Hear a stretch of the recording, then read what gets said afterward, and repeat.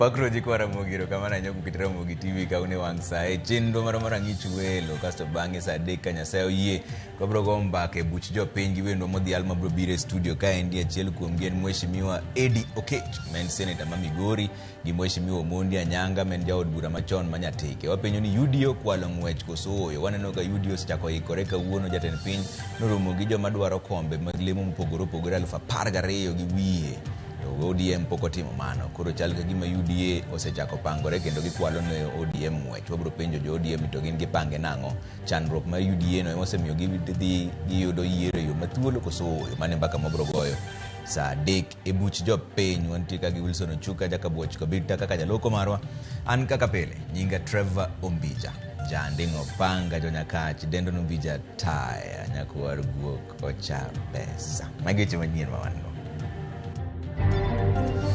We have not yet discussed and approved procurement of technology that we will use in 2027. And when that time comes, we will, of course, as part of our accountability and transparency, brief the nation. IBC olando ikrok mare ne yiero maiga manyien ka kidieny mokwongo mar ndiko jogo ombulu mathoth dhi chakore dwe mar adek higani. Kik oket gini ende tim to kadi po ni onyalo keto gini tim to wan kaka jokanyo mar Azimio la Umoja mano chako duond bura mar Azimio la Umoja wabiro ringo kendo wadhi e doho ka wadhi ywak ne doho ni ka giyie to mondo gichung paro aina moko kuom duond buche bwo riwruok mar Azimio kwedo lokruok mar telo manyoro tim e bwo tend Uhuru Kenyatta. Even slept here because they have no place to go. We need to notify SHA that we've gotten to 550 and then to allow them access up to 800,000. Jotuo mag kansa e hospital ma Kenyatta ogolo ywak e nyim jagoro mongirore migawo mar thieth e wi midhiero magikale.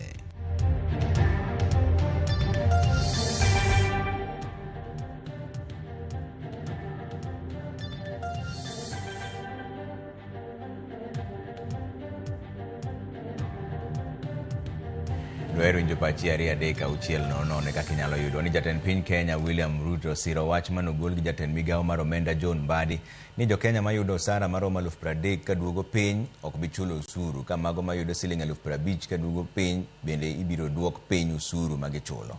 Nowuoyo kinde manokelo kanyakla jochung gi duond bura mar UDA e kar jot mare ma Nairobi ka. Lydia Okeyo nigi ler mar wachni. Kar jot ma jatend piny Kenya e buore Nairobi kawuono noyudo welo manoya e konde duto ma pachoka. Karibu Rais UDA kazi ni kazi. Welo magin jogo mosenyiso dwaro margi mar chungi duond bura mar UDA makwan gi oheo ji 10,012. Nimekuwa kwa hii siasa kwa muda. Since I was 29 I have been around politics. But I must confess that there has never been a meeting of 12,000 aspirants. It has never happened. Jatend piny Kenya William Ruto mabende en jatend duond bura mar UDA onyiso mor mare gi jokanyo mag duond bura no ka bende otiyo gi thuolono mar siro kang mano kawo gi migawo mar omenda kokalo kuom jatend migawo no John Mbadi mar golo osuru ne jogo mayudo sara mar siling 30,000 kaduogo piny kendo duoko piny osuru michulo gi jo Kenya mayudo siling 50,000 kaduogo piny. 1.5 million working Kenyans will not pay any taxes. 500,000, another 500,000 working Kenyans will have their taxes reduced from 30% to 25%. That is how progressively we are going to make sure that we manage the cost of living. This Friday, nyinyi mnanielewa? Wakati tulifika hapa kulikuwa na pending bill ya mambo ya barabara karibu bilioni 300. We have paid, and I'm telling the people of Kenya and every contractor in the Republic of Kenya, mwenye ako na bill, ako na certificate, up to December 2025, we will pay all of them on Friday. Ruto poyo kenge ma sirikande osegoyo kabende osingo chako gedo mar paundeke manyien kapok dwe mar auchiel higani ogik kabende osingo chaka yanga chenro mar gedo mar gach reru masuswa dwe manyien chenro mowacho ni ibiro tim gi omenda jo Kenya to ok omenda mokaw hola e pinje maoko. The first place, as we privatize Kenya Pipeline, the first place we are going to invest is in developing the new airport. Na hiyo airport, before June, mutaniona pale tukianzisha airport mpya ya taifa letu la Kenya. Mimi nitakuwa pale Suswa tarehe 19 mwezi wa 3 kusukuma hiyo reli kutoka Suswa mpaka Kisumu mpaka Malaba iende Uganda. Tend UDA oseomo kuom josiasa maseogi ewi chenro mar somo kagiwacho ni midhiero manie sekta no nokel gi jotelogo mane ni apisi ka gin to giseketo maine bero sekta mar somo kendo chiwo omenda ne kuonde tiegruok ma pacho ka. The people lecturing us about schools, about education, during their tenure, all these problems were manufactured when they were in office.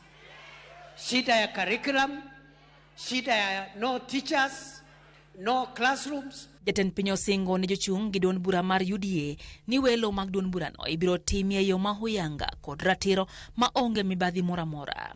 Jogo ma osechwalo kwayo mar yudo tiko mag UDA na laro kombe mag siasa oriwo ji 149 mageto kom gavana, ji 279 mageto kom seneta, 323 geto kom women rep, 1372 geto kombe mag od bura, 1230 geto kombe mag MCA.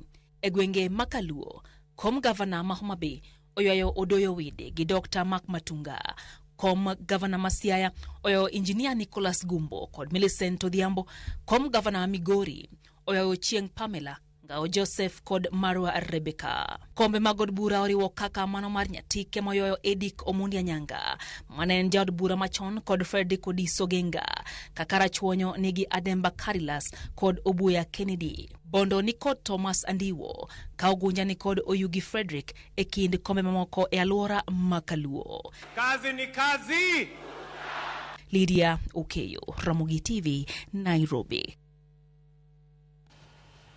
Kwa dhimbele ni moko kuom duond buche bori riwruok mar Azimio la Umoja One Kenya okwedo lokruok mag telo manyo time kuku mar tend riwruogno kendo manyo yangi ni Kalonzo Musyoka e ogae ka Karoli Omondi e jagoro maduong'. Ka otelnegi gi duond bura mar National Liberal Party NLP ka okalo kuom jagoro mare Omondi Koyo, duond buchego oseyo jatend piny machon Uhuru Kenyatta kuom tayo lokruok ma ok onywando pach jokanyo duto. Bende gikwayo apis matayo chenro mag ndiko kod puodho duond buche pacho kaendie mondo kik yie kete tim lokruogego. We request the office of the Registrar of Political Parties to halt processing the changes since the publication contravenes the law. To jogi kigine ogigwelo jokanyo mar coalition mondo ji olalre kata mondo ji osomparo. Gine gidhi gipondo ka gisepondo to gichore ni gikelo paro manyien ni mondo koro gilok leadership. Kato kawuono kendo gise gringo ma giketo nyake gazet ka giwacho ni mano wende kaka en. Wan wachokore kar ka mondo wawach niya, wan kako ganda no mano chako duond bura mar Azimio la Umoja One Kenya Coalition. Wakwedo weche giki kendo wakwayo Migosi Uhuru Muigai Kenyatta ni mondo luongo bura mar jokanyo mag Azimio. Omiyo wakwedo ginindo kama mabor, wamiyo registrar ndaladek mondo okwed giniendi oko, kik oket giniendi e tim, to kadi po ni onyalo keto ginie tim. To wan kaka jokanyo mar Azimio la Umoja mano chako duond bura mar Azimio la Umoja, wabiro ringo kendo wadhi e doho ka wadhi ywak ne doho ni ka giyie, to mondo gichung paro aina. Duol mar IEBC okoni onge fuok madhi bede yiero mapacho kaendi kendo ibiro pong' thuolo mag apisas mosewuok e duolno kapok ochopo higa manyien. IEBC nolando ni yiero maduong' biro timore tarik 10 dwe mar 8 higa manyien, ka gisani to maino giketo joluto ombulu 28.4. Walter Nyambaga nigi ler mar wachni. Seche machok bang' jatatije mar IEBC Marjan Hussein Marjan gwetawe wiliet mag nyiepo mag gige lutombolo e kambi mar Smartmatic mawuok e piny Greece. Jakom duol mar IEBC Erastus Edung'e Thekon koro kone jo Kenya ni onge thuolo mar fuok madhi bedo e IEBC kendo thuolo mowego ibiro pong' kapok higa mar 2027 ochakore. We really do not have much to discuss about this mathematics, because we also hear so much from the press that whether I wish to confirm that it's not factual. We have not yet discussed and approved procurement of technology that we will use in 2027. And when that time comes, we will, of course, as part of our accountability and transparency, brief the nation. E lipot ma IEBC oelo jo Kenya, e kinde alama ne obagi Nairobi, olero ni gisani bug jolut ombulu ni kod ji maromo milion 22.1 ka gigeto kwan jolut ombulu maromo milion 28.4. E kwan no, IEBC okoni maromo jolut ombulu 10,000 e gin mag pinje ma ok 12. IEBC geto jolut ombulu manyien maromo milion 6.3. That elections can only succeed if all of us play a role.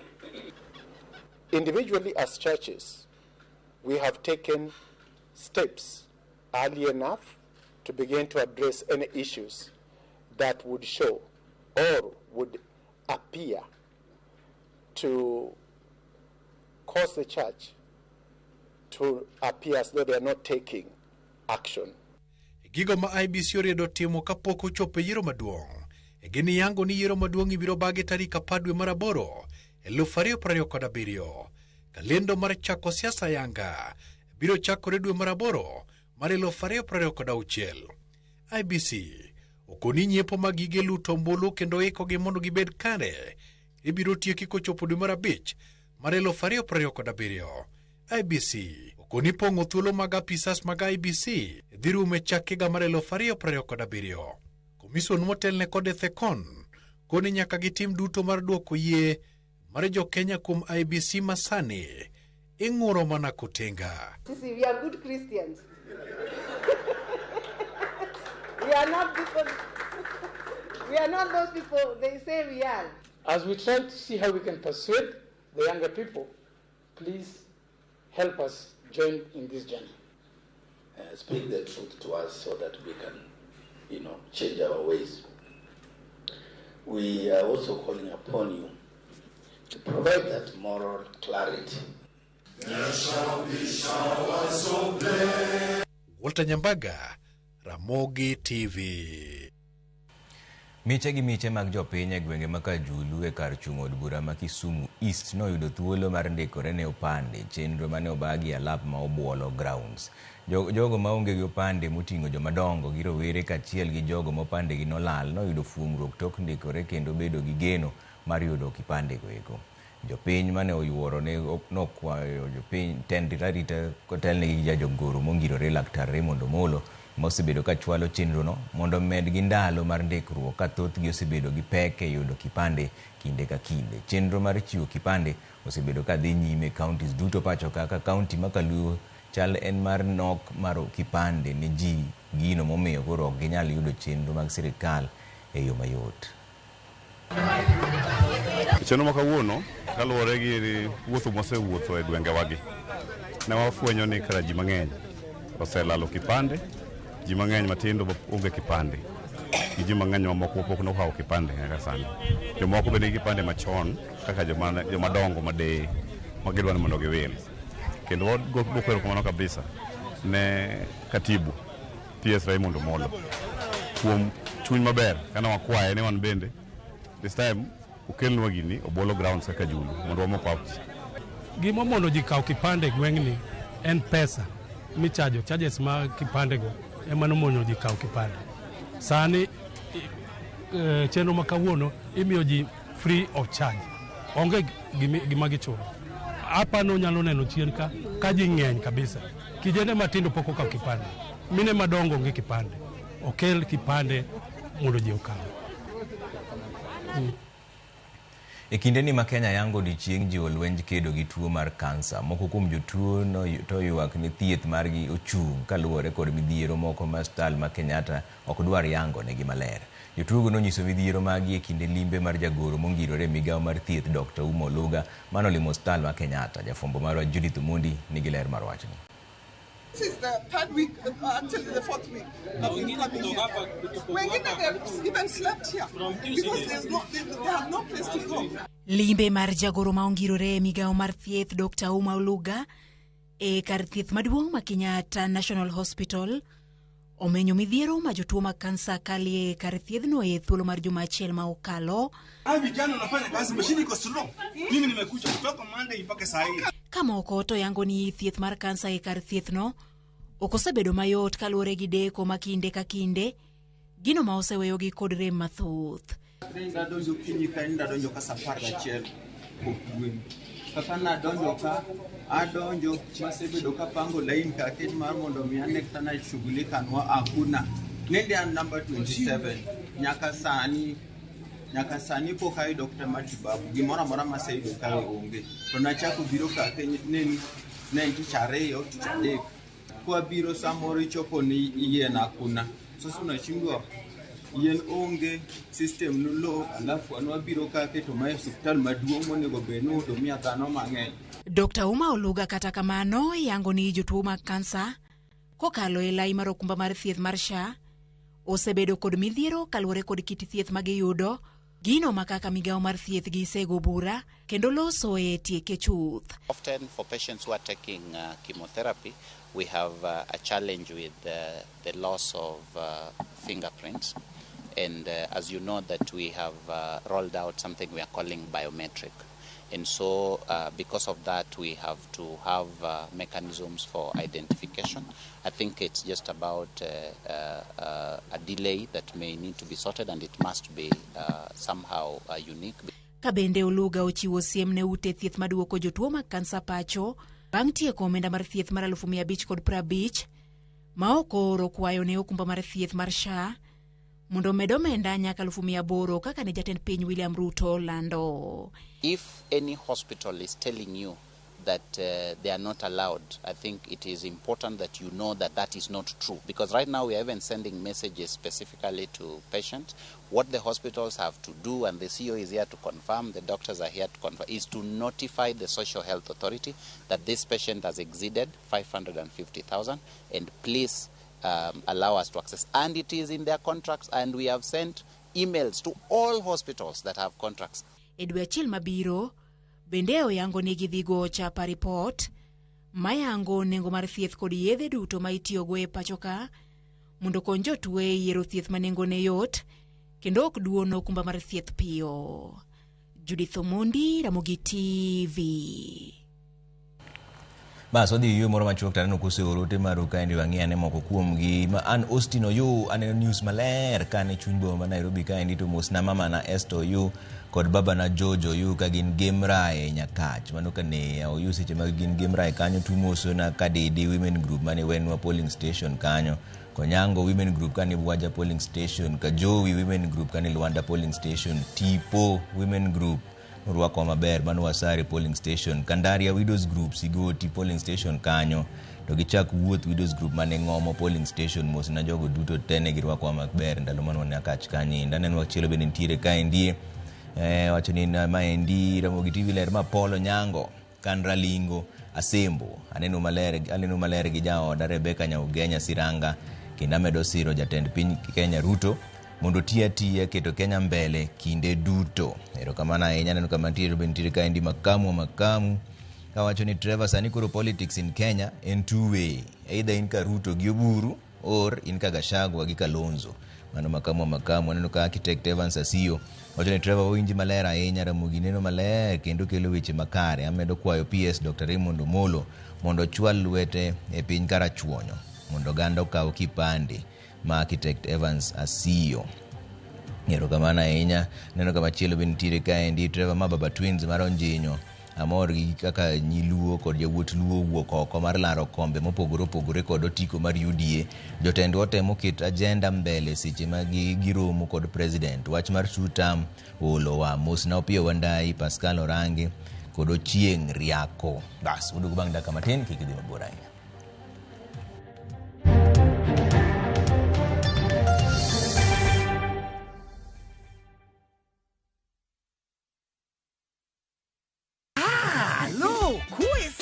E gweng'ni, wach landore mapiyo moloyo ote mar pesa. Kendo nyiero en chenro mar oganda.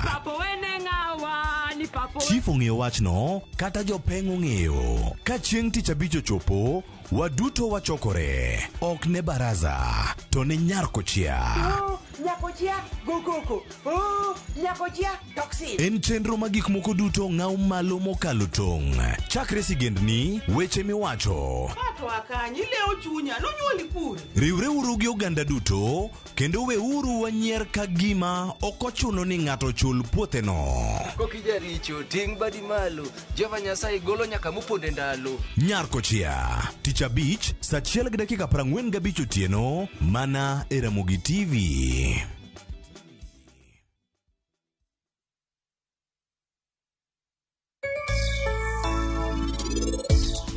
Mae kuma ne experiment ochakore ma kuketo rech ka to observe I monitor kaka gi behave yudo ka ne ginyalo tho within a week. Koro mabiro gi system ma purify pi. Refisha ushinde.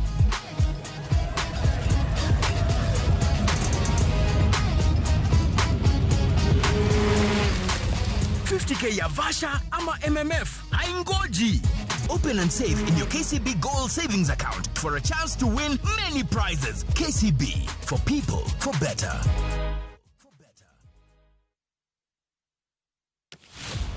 E chuny weche duto, rawere nigi duola, paro kaachiel kod chia. Wajo Kenya wate but wan gi cultural background gi kuma wae gi homes wa. Ma e thor wach tich abich ka tich abich.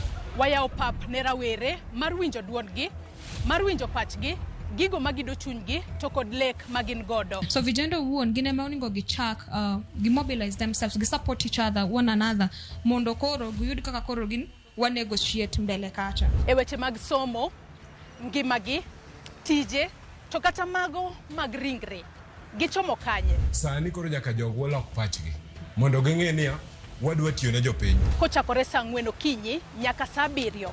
An Joyce Oduor, ane jamadar mar yie jomatindo. Kik bai.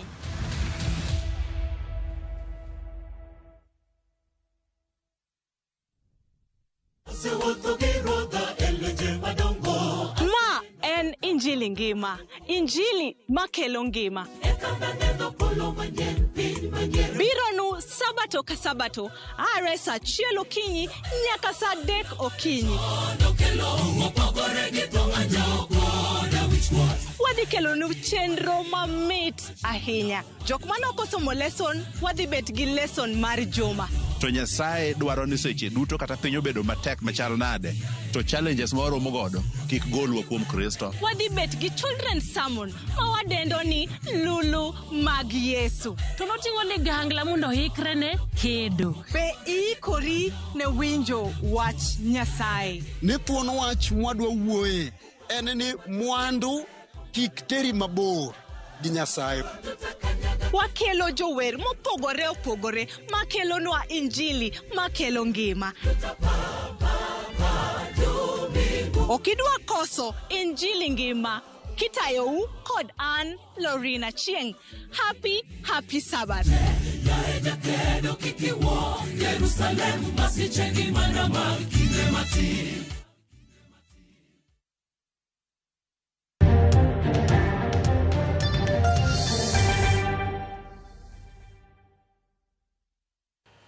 Erokamano kuom keto Ramogi TV kaendi. En fuong'ruok ne jonyuol e sikul mag sekondari e chung' od bura man Dhiwa kaunti ma Homa Bay bang' riwruok moro ma ok mar piny owacho Child Welfare Society of Kenya komakore gi apis jaod bura makono kelo chenro mag chwalo chiemo e sikunde mag sekondari kaka yor konyo e ting'o malo rang'iny mar somo e kar chung' od burano.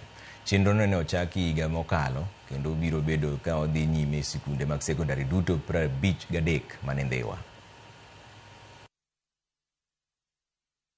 Welfare Society of Kenya komakore gi ofis jaod bura man Dhiwa Martin Owino higa mokalo ne ochako chenro mar chiwo chiemo mopogore e skunde mag sekondari mantie e alwora man Dhiwa mar jolo jonyuol kod bende neno ni jopuonjre obed e skunde ma gisome gi dwaro mar ting'o malo rang'iny mar somo e kar chud burano. Jatelo mar adek mar chenro no skunde mag sekondari 53 man Dhiwa ne oyudo chiemo mopogore kama oting'o gunde mag bando, gunde mag oganda, motedo e kinde mamoko. Kapisa mawuok Child Welfare Society of Kenya Bernard Willis wacho ni chenro makamano konyo neno ni jopuonjre odong' e skul kod kedo gi midhiero moko mathoro juko jopuonjre. This is the third time which we are coming to this constituency. We want to thank our CEO for enabling us to be here and also our partnership with the area MP Mathis Peter Sawino. And the aim of this program is to ensure that students are retained in school and also ensure that in the constituency, the school overall performance will be able to go up. And Diwa is one of the few constituencies which has a high triple threat, and we hope that by encouraging students to be at school, we'll be able to reduce the number of teenagers and also teenagers who drop out of school.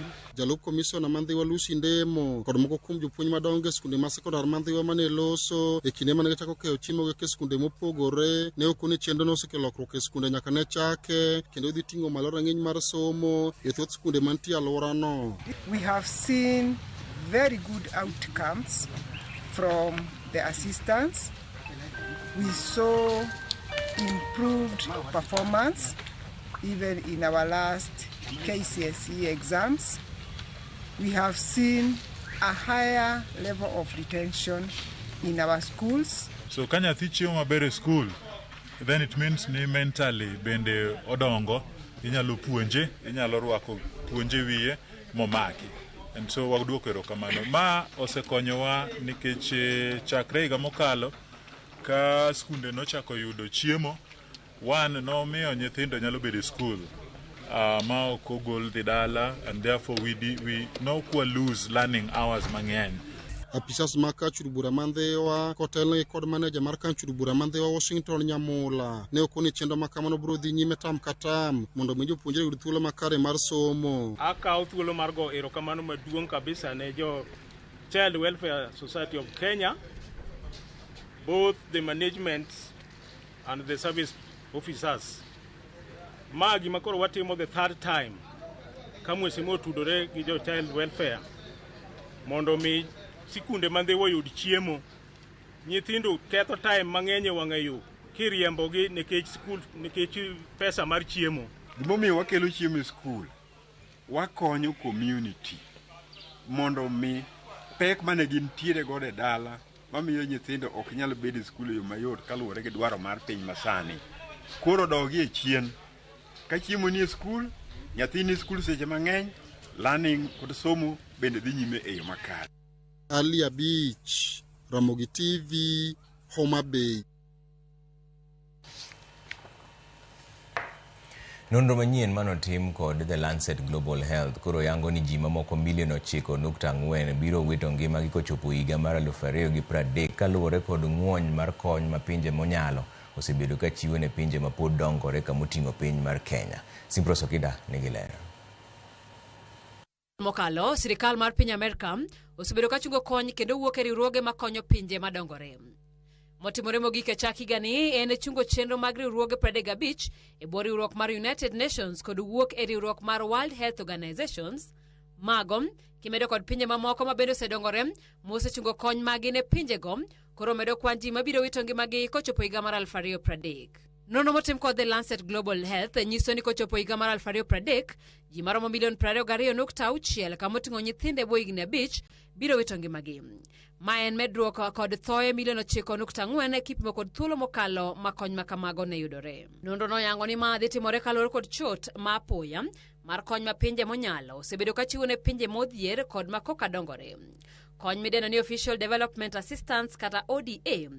Kasiem igolo ni thoe ma kamago biro kata kalo mago manokel kod midhusi mar corona. E higa mar 2023, kony mar ODA nochopo $250.3 ka piny mar Amerika, German, Japan, France kod Ingeresa ema ne chiwo atamalo 70 mar omwomni. Pinjegi duto noduogo ng'ado omenda ma gichiwo e higa mar 2024, mak mana piny Japan kende. Okang' mokwongo ma otimore e higni 30 mokalo. Poni ng'eto mar omenda duto mane pinjegi ochano higa mokalo timre, ma biro bedo okang' mokwongo ma pinje 4 gi duto duoko piny kony ne pinje madongore e wang' achiel kuom higni 2 moluwore. Riwruok maduong' machiwo kony e piny mangima USAID nokethi dwe mar 5 higa mokalo ka chenro mage ne duok piny kod atamalo 83. Lal masani winjore tok chungo chenro mag USAID ochung' atamalo 40 ka pek mag achiedhnadegi dhi goyo ahinya pinje modhier kod madongore. Nono makamano omedo yango ni pinje mani kod joma yutogi ni piny kod ni ediere biro medo thoe moyo 4 million kowuok e kute mag ayaki, Tuo mar kahera nyalo biro nego ji 600,000. Kathoe mag nyithindo matindo biro chopo 2.5 million. Kwan mag iye ma ok ochan kaachiel koda golo iye e yo ma ok ber biro medore. Kamano bende tuoche moyangi ni biro nego ji ahinya oting'o tuo mar kahera, ayaki, achiedh nade mikelo gi iye, tuoche mag kor, nong'no, dieo, malaria kod tuoche mojwang'. Simfrozo Kinda, Ramogi TV. Masira mar mach nomuoche kar nindo mar rito nyithindo ma Mama Ngina e alwora ma Kibuye, boma ma Kisumu. Majno mane omuoch kar saa 10 odhiambo ma kawuono, maneja makanyo yango ni onge nyathi moro amora mane ohinyore kata mwandu mane okethore kopogore kod gigo manitiere kar nindo noendo. E kinde ma jopiny seyo yulo mar apis mochung'ne simo mach kinde masira makamagi, komishona mar alwora ma Nyanza Flora Moroa to lero ni pok giyango gima dine kel majno kata obedo ni gichich ni otudore kod muoch mar waya mar teko sitima. Nyithindo ma kwan gi romo 58 notere kar jot mar rito nyithindo ma Agape boma ma Kisumu, ka maneja margi kod jotelo moko koro kwayo kony mora mora manyalo konyogi. Ana bang'e matin ka nyithindo osemadho chai magodhiambo to jatich achiel caregiver ywak ni moto to ka wadhi to kobudho. Luckily enough or unluckily enough en kar nindo mar nyithindo ema obedo raised down the first floor. Nyithindo are safe. Wan gi nyithindo 58, 20 of them living with total disability, but we have managed to evacuate. Wago erokamano ne our sister Agape okao nyithiwa kendo kawuono kuno ema gidhi ninde. So my request to the county government of Kisumu, waonge emergency team mantiere around Kaindigo. De onge GRS, Kenya Pipeline, gi private sectors mane obiro momedo firefighting equipments. County should prioritize emergency in Kisumu County. It's being suspected that it is an electrical fault, but we are yet to establish that. I want to call upon the people living around this place to, first of all, I want to thank them because they were the first responders. They have helped us a lot. All come here to save this institution. Moko kuom johala e boma ma Ugunja ywago rochruok mar arita kwe gino mikelo kod onge mar tae chuny boma ma koro chunogi mondo gilor tich chon. Kaka Steve Biko leronwa, johala go ywak ni Ugunja en boma maduong' matudo gwenge mopogore kendo chenro mar ohala owinjore dhi nyime nyaka seche mag otieno. Kata odoko ni taini bora ong'awe chuny boma ma Ugunja kae, midhiero mar mudho pod okwako chuny johala ni mataini go chalo mana tipo. Chema oluoro ring road no odhi bodimbre te. Koro yot mondo mi ng'ato oluru ring road no to ng'at ma jasigu kata ng'at ma jakuok kata ng'at ma dwaro iyo ma ok owinjre deye nikech kuonde ma mudho nitiere jok ma joma fundo hero. Kochopo saa achiel ko kanyal uso alot nikech taya onge. Kanolosnwa lam to kelnwa taya no ok liel. Taya nitie kama duong' mar chiro, ji ai siro sa 12 taya nok liel. Wan kod tache ka pol ma onge gima konyowago. Pol opong' ilain. Pol go gima gitiyo kanyo onge nikech tache go ok liel. Bang' bedo ler kuom thuolo matin e dweche 2, johala go wacho ni taini go nosim kendo kenge magisegoyo mar chopo e tend kaunti ma Siaya pok onyuolo lemo kata doko ni osuru tichoko kuomgi. Gitend kaunti no magiwacho ni ok odewo arita margi makoro ni kama rach kochopo tieno. Taya kama wachung' kumiluongo ni CBD. Wan gi pols 2 madongo man kachaka. Kanyo neno kelnwa to neno tema testing kidogo tu. Ni taya moro no liel kanto ne waneno kodhinwa maber kabisa. Kendo nene wago kwano ni yawa kaka koro Ugunja nyose nwang'o gimiluongo ni municipality ni. Wanyalo tiyo 24 hours makoro dhako manyo pesa odikinya kothieno timanye haki mari inyalo tedo chachi moro wan nyaka kod buses masani nyalo luor sani buses kata na buses ani luor biro kelo loro jikayo gotieno nikech waonge security light e CBD ka ano yen wakasani ta kiche mogede to onego bed en gima konyo japiny ma japiny neno berne sani ta kuneno kanyo kiche modakie mago gin lokroge mwadwaro mondo mi otimre. Mar adek wadwaro no ka ponono obila obiro no kelo obira kituo to kobudh nikech obila ikelo no mondo miyo orito dhano kuom muda mori winjire okonego bed no go dala ikituo. E kindeno jo halago nose apisi mar municipal ma Ugunja kuom chano boma ma uyuthore ni mar jo hala moko uso nyaka genga paya gino maketo ngimagi andaki ponono masira otimore. Nyaka ne county government masia kautich ma Ugunja kae waneno ka Ugunja was poorly planned, especially wach mar uso bongo market to Ugunja population osemedre to ng'ato dwaro ni mondo onwang' kaka nyalo nwang'o pesa modogo e ot. Koro hala kaka majitimi ohala onge Ugunja ka inwang' ka ji odonjo nyaka ndara kama mto kalu onge loche work from Western Rift Valley kuma gichung'ie kata magi nyalo kete goods gi maji waro onge ji uso lewni nyaka ndara makata mto ka nyalo negoti jalot gi oke otieknwa siro mondo mi wadonji siro chok ji karachiel ji oke makata kiwuotho ndara te usalot koro wan jomobet ka siro kuchokwa yud gine koro tiek siro mondo rwakwa mama duto te siro ng'ato lu usalot suji ndara piny kucha aya yo madhi ukwala ye mane makoro ketka ni siro madhano pango ndara ma mtoka nyalo nego ji yote. Steve Biko, Ramogi TV, CI. Kamano kwa kanyo tend municipal ma Homa Bay ochugo komiti makoro biro tayo chiro maduong' manie boma ma Homa Bay kuom kinde bang' ka yiero mar jotend chirono ne otore jumbe 2 mokalo. Moko kuom johala kod jochung' mane laro lemo mopogore ne ogolo ng'ur bang' ka yiero mane ochan dwe mokalo ne ochungi apoya kaluwore gi weche mag arita kwe mane gikoni ne ok ber e kinde mane dhi ta yiero makamano. Manager municipal ma Homa Bay Sigar Agumba okoni ochunogi mar yiero komiti mabiro tayo chiro e yor kojolo e kinde ma gidhi nyime gi chano yiero manyien. Omedo ni chiro no ok nyal bedo maonge komiti mataye kaluwore ni thuolo ne oserumo mar jotelo mosebedo ka tayo chiro no. E seche ma wantiere ni kaka city manager asetiekora gi jowagi e thuolo e lo sirikal mondo watiuru kanyakla wakonyuru jopiny nikech gigo duto itimo mana ka kwe nitie to mana gi ndalo mwanyatimo gino. Koro at this time office ni ok bitiyo ne factions kaluwore gi kaka ne gichung' to gidhi tiyo ne jopiny duto te kaluwore gi sheria mar the county government and the national government. Koro ananyalo mana kwayo ni siasa nitie kata nitie gi seche ne to kata ka jomoko ne poko obedo gi chuny makare an gima kwayo jopiny kata johala te ma Homa Bay ni giket kwe johala te o back this leadership. Asirogi for the time being nyaka chieng' moro yiero bedie makare.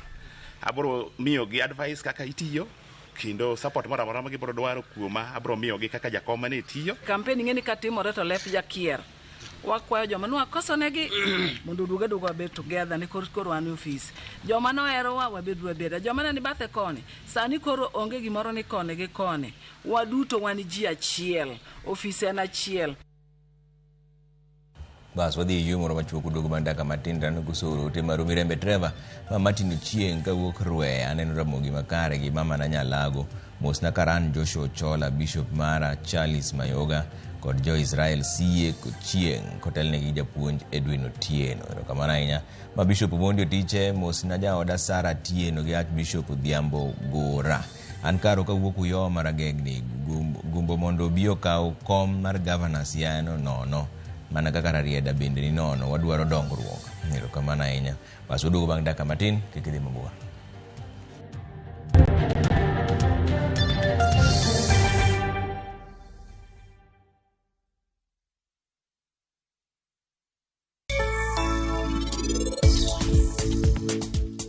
Anjo gipari gine gimana umiyo gino kinyal chwanya kata matin.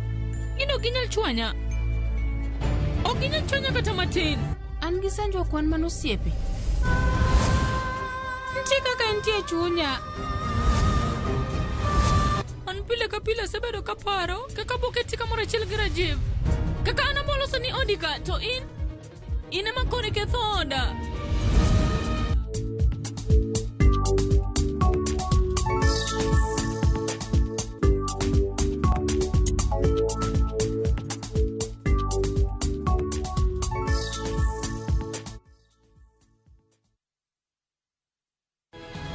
Nyikwa Ramogi. Bedi her mar loko puothi obed ohala madhi maber kendo med yuto mari. Ober nikech en crop manyalo miyo pidh kata gwen, pidh dhok yo mayot. Wakelo ni chenro mar pur gi ohala. Chakre ikolo nyaka geng'o kute machamo pithwa.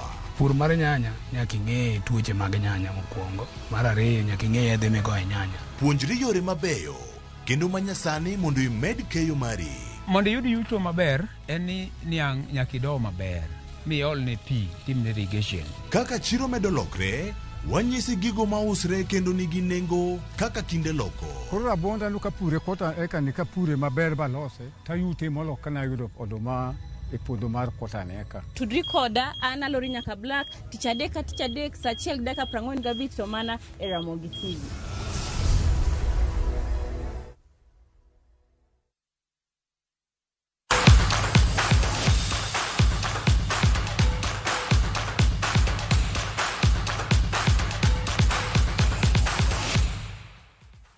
Weche mag tuke ni piny owacho lando ni gibiro tieko gedo mar alap tuke ma Mombasa Municipal Stadium. Jagoro mongirore migawo mar tuke Elijah Mwangi nowacho mano e seche mano timo limbe alap tuke no me contractor no jwango kapok otieko. Gavana ma Mombasa Abdulsamad Sharif Nasir orwako kang' ma piny owacho kaono kolero ni rako e tuke mag AFCON. Migawo mar lweny ema dhi chung' ne gedo no madhi chakore ayanga juma manyien kendo dhi ting'o Joera mag tuke maromo Ghana 1015. Well, thank you. Today we are here at Mombasa Municipal Stadium. As you can see, the county government of Mombasa had engaged a contractor to construct this 15,000 stadium seating capacity. Then it stalled. His Excellency the President has requested that we come, we sit and we deliberate with the county government of Mombasa so that we can revive this project. Our expectation is that the AFCON competition may be considered to be played here in Mombasa. Whole basement for the whole stadium is ready. Now it's just the finishing, and we have agreed out of the spirit of cooperation and partnership, the county government will finish all liabilities with the contractor as of now, up to works that have been done and certificates that have been raised, and then thereafter hopefully the contractor will be able to sign with defense. There's quite a bit of work that has happened. We approximate this 35 to 40% work already done. So we are not starting from zero. What we have agreed with the governor is that in the next 1 week there will be a final account to empirically establish where has this work reached. Otiko mag dhi neno tuke mag rugby mag HSBC madhi bedo Nyayo Stadium tarik 14 nyaka tarik 15 dweni oseusi duto. Kocha mar Lionesses nobago rako machielo kawuono motelo ne tukego madhi kelo pinje manie rang'iny mar 2 e piny ngima Nairobi kaendi. Odongo wacho ni en mor margi ni jo Kenya ochiwore mar wuok oko dhi pakogi e tukego. Kenya bago tuke mag piny mangima kuom thuolo mokwongo dwe mwantiere ni.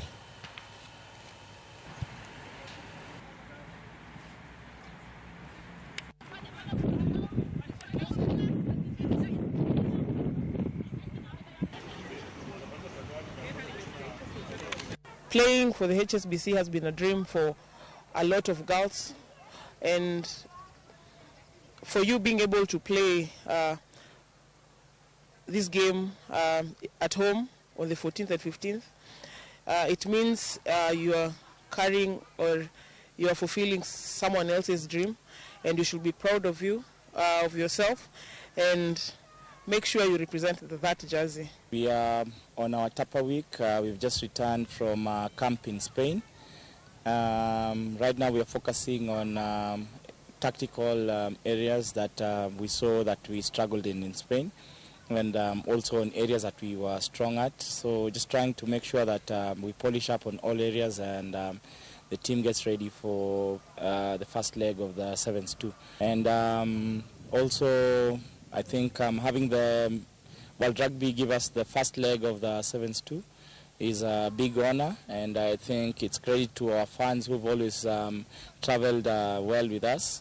And I think having a sold-out stadium at Nyayo Stadium is pretty impressive for us as a country.